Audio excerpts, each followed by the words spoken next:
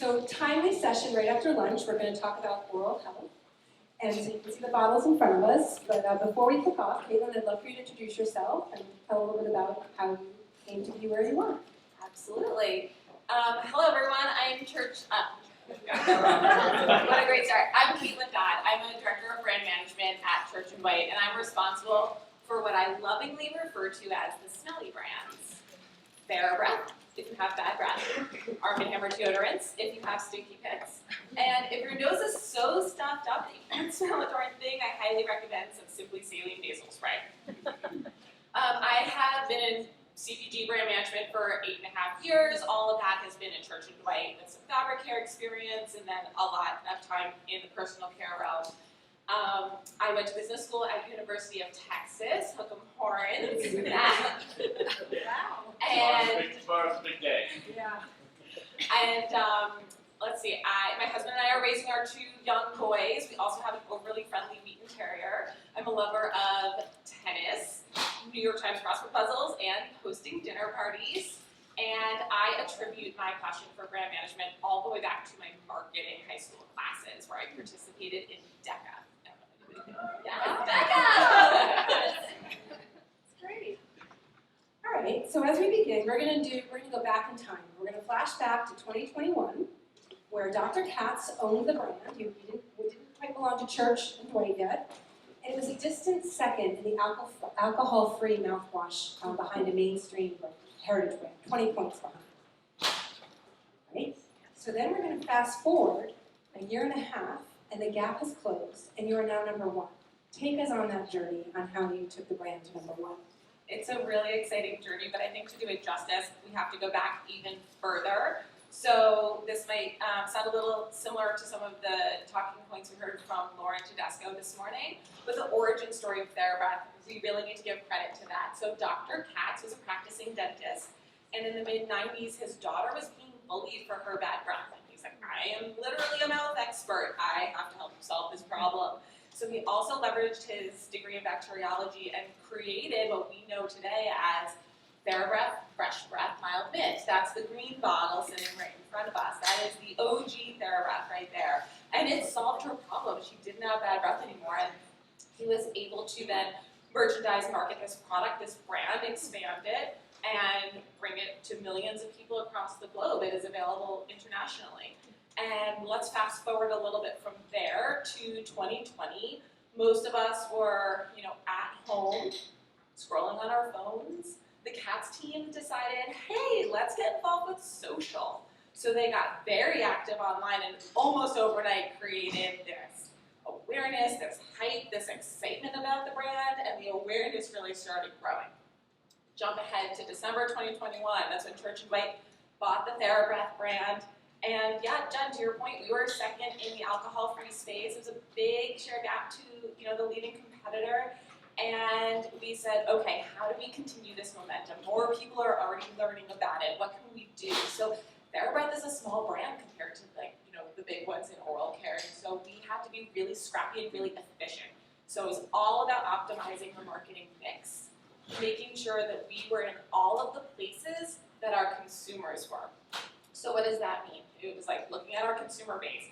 We over-index with Gen Z, a huge cohort for us, and we were like, let's build out our social media strategy, right? Where do we need to be? What are the content pillars that we're playing? And what's the frequency of our posting? Check. Then we were like, all right, we're a tiny brand. Unaided brand awareness is below 10%. I've met people today that are like, TheraBreath, what? Right? So we're still working on it. And so that was like, how do we build our awareness play? So of course, that was the genesis of our Swishy Time campaign. So Swishy Time is a campaign that's been on TV for over a year and a half.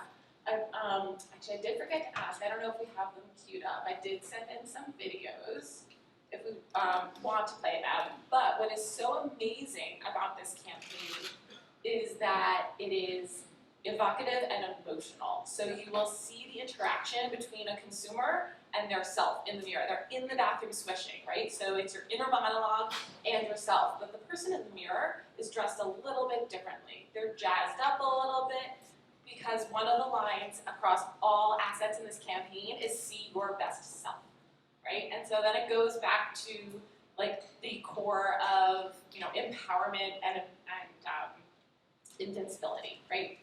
Achieve everything that you want and that you can. Okay, yeah. So I would say marketing mix efficiency, social media strategy, making sure our campaign was telling the story that is going to resonate with the consumers.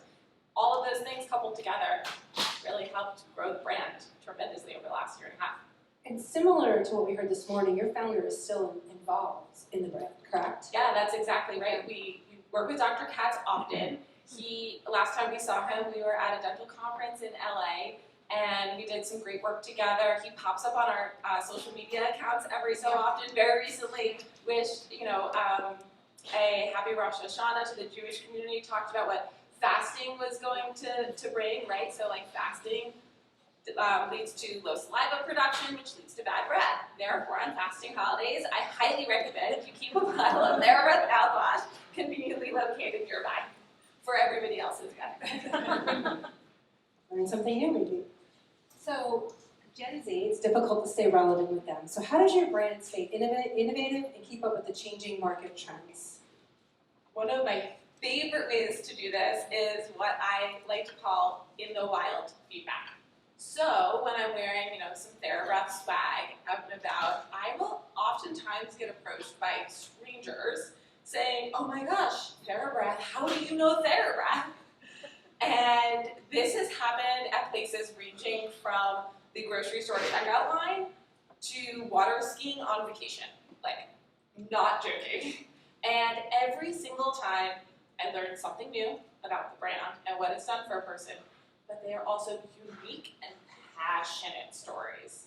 And what we realize, like from all these encounters, is that this brand is truly changing people's lives. And that is extraordinarily powerful. You mentioned when we did our conversation too that you also do a test and learn every year. And I don't know, does that come out in the wild? Is that where some of the ideas come from? Or like, what's your test and learn strategy? Yeah, absolutely. So we always have an approach to try new things. How do we stay innovative? How do we stay ahead of the curve? Like I said earlier, we have, you know, a small media budget. We're a smaller brand. Our share of voice compared to other competitors is tiny.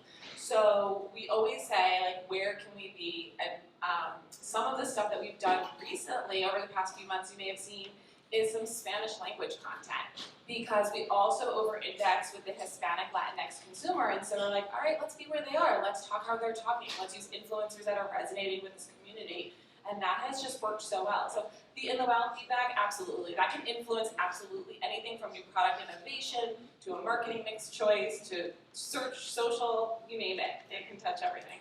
So now all these research firms are going out and in the wild, it's going to be like a whole new tactic. So can you share an example of a successful innovation that your brand has put in market? Absolutely. So I think this is going to surprise people because it seems overly simple and yet so genius. So a few years ago, the brand is still growing, we're building awareness, building household penetration, and the product is, you know, selling off of the shelves. We couldn't at that time yet convince retailers to double face a product. They're like, no, we'll keep stocking it. Consumers really love this and we need to get it there. So what the team did was they created a large size bottle. So up here I have, it's about half a liter, it's 16 ounces. We launched a liter sized bottle, about twice the size. And that solved the problem because suddenly now you have 2 green bottles next to 2 blue bottles and you expand your shelf set, but you get your consumers really happy and satisfied because they're like, you're not out of stock because you now have the 2 facings. The loyal consumers are thrilled because obviously you're going to get cost efficiencies with a larger bottle. So it really killed, you know, 2 birds with 1 stone. You know, we also talked about how your packaging disrupted the category, that it was a sea of sameness, and then you came in with these bright colors. I mean, what was the impetus for that, or is that something that came from Dr. Katz? Yeah, Dr. Katz absolutely gets all of the credit because it absolutely started this way. And you're right, you know, the aisle is typically a sea of blue, a lot of see-through bottles, and our bottles really stand out. But I love that we have the iconic orange cap to keep a cohesive, you know, icon, brand identity across the entire line. That's great. Well, Speaking of brand identity, how do you ensure that your brand's identity is consistent across all your platforms? The brief. The brief.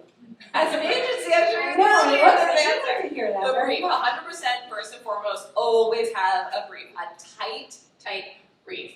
That's where it's going to start, for sure. I think one of the most important decisions we did to ensure the brand identity on TheraBreath was staying locked and tight was during the integration, choosing to keep social media in-house. We decided not to have an agency help us with that, but keep that as part of the core team where we live it and breathe it and walk the hallways and talk about it. It just felt closer as we were learning the brand. We were like, how could we possibly teach someone else how to do this? Like, we're just learning it.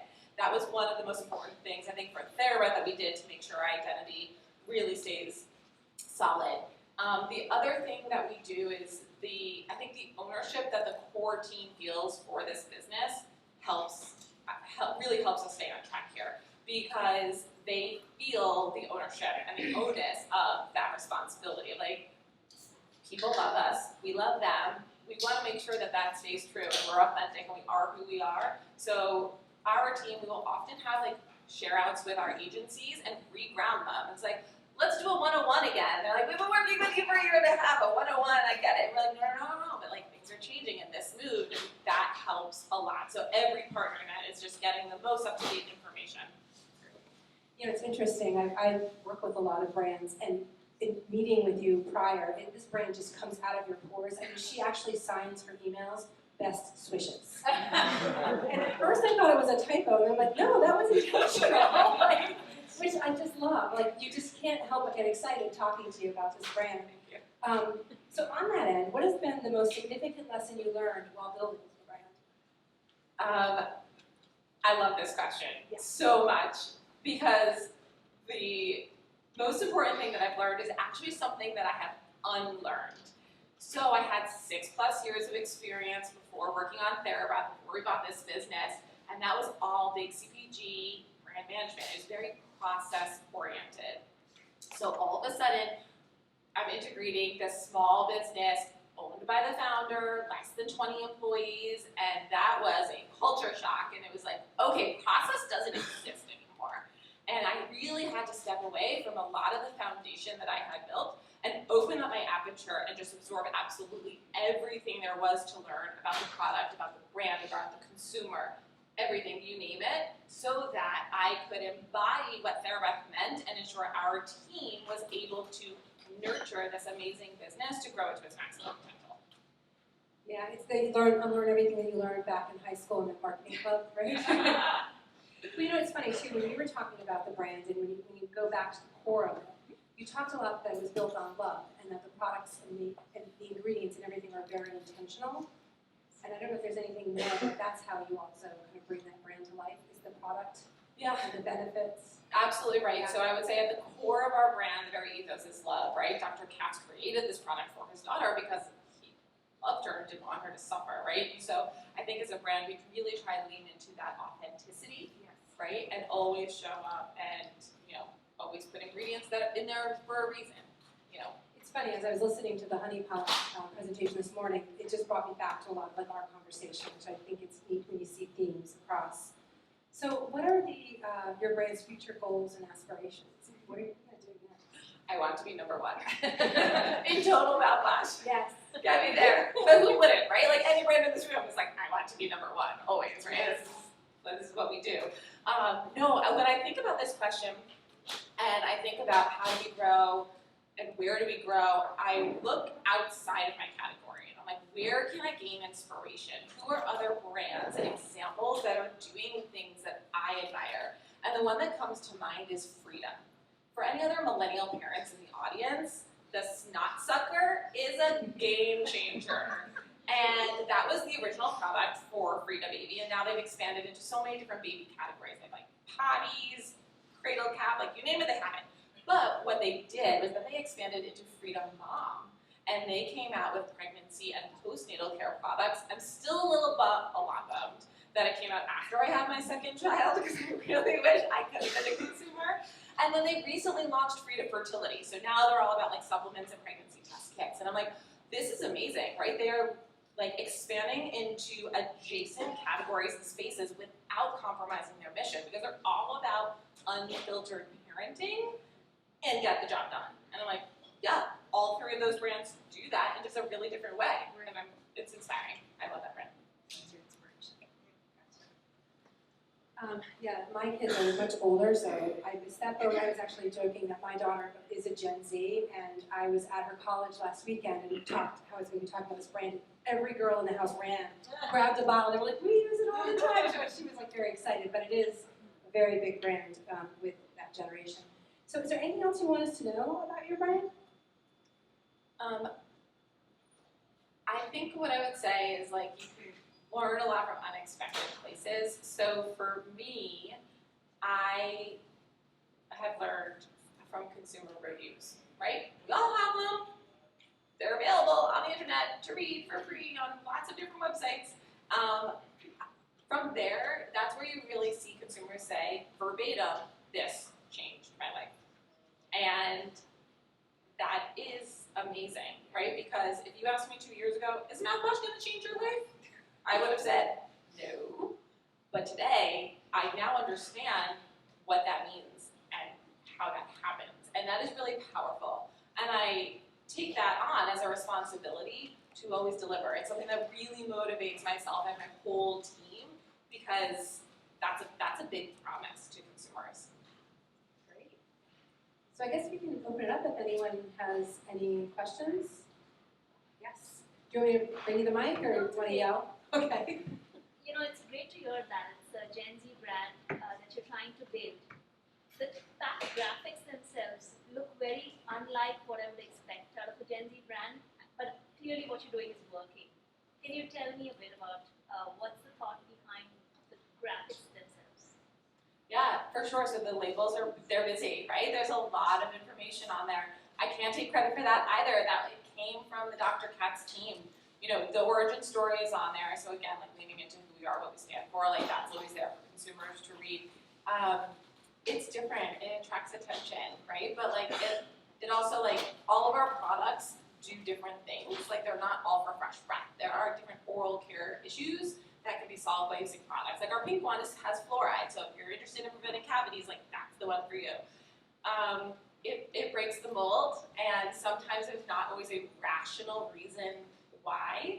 I'm sure if we put these, like, you know, go back in time, put them into testing, consumer research, they would bomb and be like, no, clean it up, white space.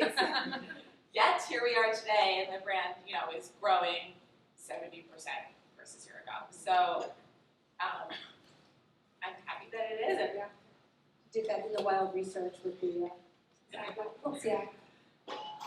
You've talked a lot about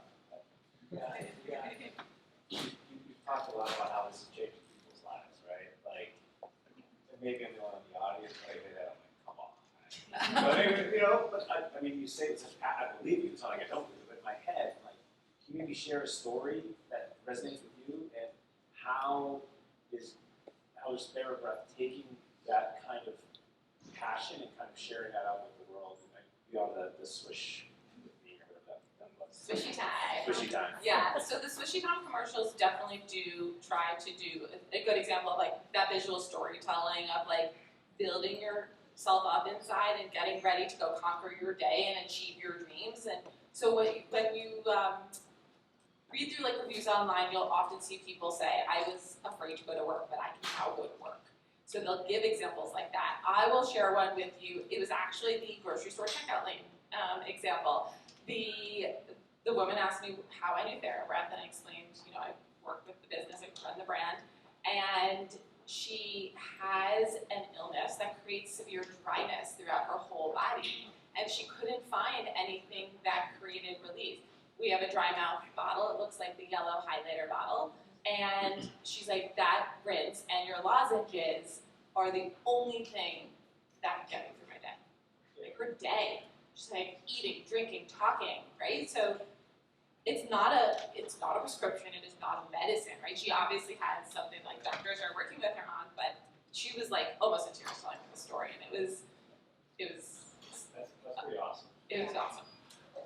And probably less on the medical route. I didn't get to say to the sorority house, like the girls, it gave them the confidence, like to go out. You know what I mean? That you can do that, and then it is highlighted a lot on TikTok. Like that's what it was. It's like we don't go out without making sure our breath is good. So, you have a question here? Yes. Hi. I love your creatives, by the way, and your passion for the brand, like Jenn Yes. says. And I do have another platform in mind that I think we could definitely. But I I know love the kiss cam, by the way. Yeah. Oh, so you noticed that? Yeah. With a lot of ideas swirling. But I was looking. So your site is D2C enabled, and so you can kind of buy both ways.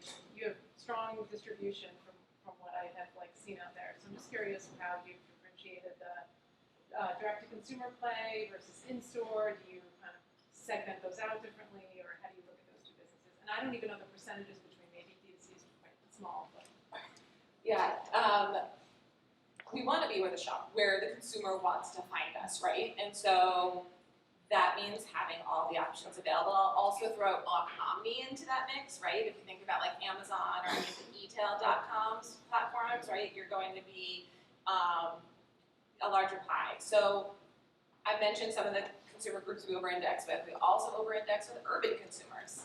And it's not as convenient for them to lug a bunch of these home. I can attest, I did it this morning. Don't recommend. I will leave these maybe in the bathrooms. They're not coming home with me. So having the solutions for where the consumers want it, I think makes the most sense. Social platforms work through D2C also, right? Because then you can shop that way, and I absolutely love that. We are exploring that and figuring out that piece in a big way. I want to be everywhere. yeah, Wherever you want to shop. Not all of your competitors are, so that's great. Hi. So you talked a little bit about the challenges of integrating a new brand into a company like Church & Dwight. Obviously, congratulations on the success because it's not always easy, and a lot of young brands get lost in a portfolio, much larger brands. What were some of the challenges that you faced, and how did you deal with integrating a small brand into a much larger company? Specifically, how did we not get lost, or just in general, what we're Both, yeah. I mean, oftentimes, it's the smallest fish in a big pond, and allocating those resources and getting the attention that it needs is sort of the death knell for a lot of brands and big companies, which is why success isn't as frequent as it probably should be. And you seem to have nailed it, so I'm kind of curious. Sure. So it didn't come without its hardships, for sure. I think one of the most important things is get on senior leadership, like C-suite calendars. Be like, you just spent $500 million. Let's talk about this, right? Because that's not something that needs about. So I think keeping very up-to-date emails to the senior leaders makes sure that it doesn't get forgotten. Emails, meetings, number one. We had a fight for resources. To your point, this brand was it grew a lot, and we didn't have enough people on it at first, and so then there was the whole don't be afraid to ask for things, because I'm a big believer in the mantra, you don't ask, you don't get, and that's true on everything, right? And I did not have an ABM on this business when we first bought it, and it was very obvious very quickly that we needed an associate brand manager stat. So 7 months later we got one, but it was a lot of late nights in the 7 months. So don't be shy to ask for, I think, the assets. Set guardrails from the beginning to protect the brand, to protect yourself, and say this has to happen, and make sure your lines of communication to the senior leadership are open and frequent to keep it top of mind. See, we've covered a lot. So did we just say best wishes all? Best wishes. Fresh breath wishes.